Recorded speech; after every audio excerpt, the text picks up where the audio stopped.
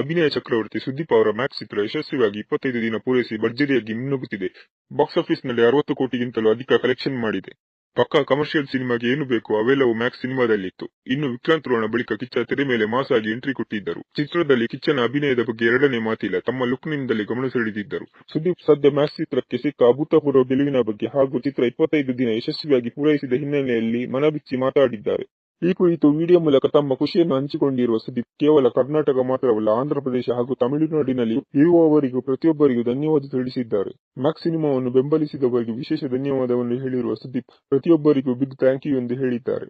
Max ಸಿನಿಮಾವನ್ನು ತುಂಬಾ ಚೆನ್ನಾಗಿ ಮುಂದಕ್ಕೆ ತೆಗೆದುಕೊಂಡು ಹೋಗಿದ್ದೀರಿ. ಸಿನಿಮಾವನ್ನು ಕುದುರೆಯಂತೆ ಚೆನ್ನಾಗಿ ಓಡಿಸಿದ್ದೀರಿ ಎಂದು ಅಭಿಮಾನದಿಂದ ಹೇಳಿದ್ದಾರೆ.